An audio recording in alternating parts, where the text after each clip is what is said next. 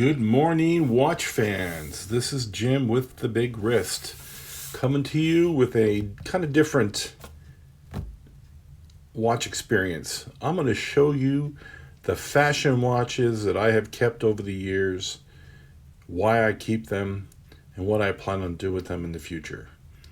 Like most of you, I started out with a G-Shock, which I no longer have. It dissolved off my wrist years ago.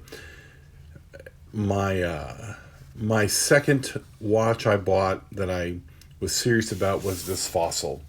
It's water resistant. It's kind of cool looking. It was 1994, of course, so it was a long time ago when I bought this thing. It kept good time. It has a date. And being in the military, I needed all those things. I needed an accurate watch that had a date on it. And I never got rid of it. I wore it everywhere. I wore it swimming. I wore it showering. The bracelet has a ton of wear and tear. I just kept it because it was the first watch I got when I got back to the States after living overseas for 6 years and basically living with a G-Shock that I had wrecked in a car accident and couldn't even recognize it's a G-Shock. It was so beat up. And it eventually, like I said, dissolved off my wrist. And it was in a drawer in a house that caught fire. So that watch was ruined. This watch was on my hand, on my arm, when the fire happened. So this is the one watch that survived. And when I started my second job in the military, my part-time job was as a photographer, and I became a little bit successful at it. And I needed a nicer watch than this one in the 90s to do these jobs, weddings, and portrait sessions with business people. And so I bought this Jules Jurgensen watch. I'm not even sure the name will show up. Let me get it up there. Jules Jurgensen, 1740. You know, it's an 18 karat gold plate. Cost me $600. It still fits the big wrist. If I leave it unlatched and just leave it on the safety hook, I can wear it. It's got a diver's extension. It's not really. It's a safety hook. So I can wear that. But when it's closed up, it's 7 7/8 or something like that. I forget. But opened up with that safety latch, it's about 8 3/8. So I can really wear it if I have to. I don't wear it anymore. The batteries are eaten alive. 6 months, a year, the batteries are dead.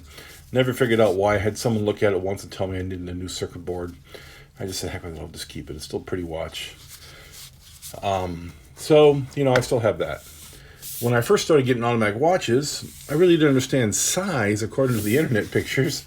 So this is one of the first things I bought 3 or 4 years ago. And I like the white dial. I like the full lume.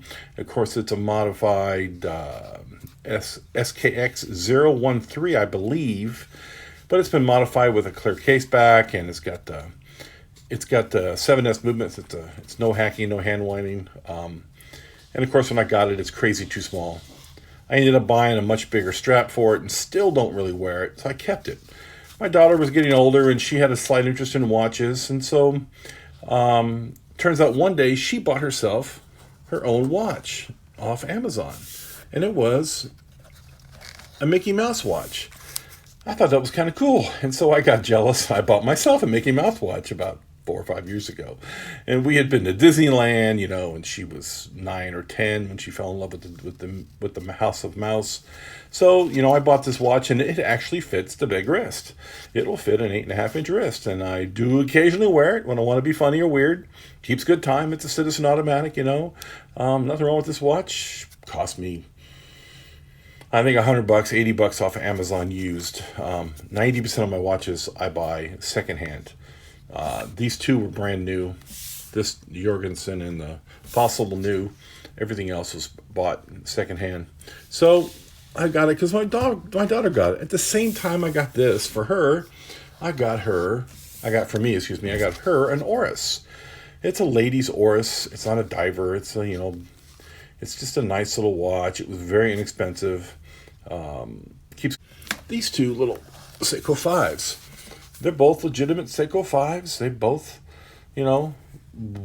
both hand wind. They both hack. They're decent little watches. They keep good time. This one's got a bad date wheel. The date wheel doesn't flip over for some reason. The day doesn't flip over. The date works, but not the day. But still, attractive little watches. perfect size for a girl. So I got her those. And then this one, which turns out to be a very old brand name. If I can get it zoomed in on this. I remember looking this company up, Favre Labat. Apparently they've been around a really long time. So I got it based on just based on horology. Very nice company, been around a long time. Again, a nice lady's watch, under $150. I like it, so I got it for her. So these leave my last two. These are actually legacy watches. This is my stepfather's watch. The last watch he bought it in the early 90s. He passed away in 1996, February of 96. And I inherited the watch. It's nothing special, but I like it. So I kept it. You know, I got to have something from my stepfather. And I didn't meet my biological dad until I was in my 40s. And he recently died in the last month or so. And we all got together and had a nice Zoom meeting because he died during COVID. He just died of old age. He didn't die of COVID. So we had a Zoom birthday meeting for him, birthday call on his birthday recently. And everyone knows in the family, I have 5 brothers and sisters. They all know that I collect watches. And so I got to have his last watch. He bought this in the mid-90s. Been through a bunch of bands. He likes, my dad liked these Twistle Flex bands. Been through a bunch of those. He's pretty hard on watches. But, it's pretty scratched up. It's just a hard Lex crystal, some kind of mineral crystal. It keeps decent time. The date's not set just because it's me. I just didn't set it. I left it alone because this is what Dad left it on. So, this one has a lot of sentimental meaning. I didn't meet my dad till I was an old man, until I was 43 or something. And it's nice to have something from him. I have a few other things, but being a watch guy, it's nice to have these. So that's my fashion watch collection. It is what it is. I like them.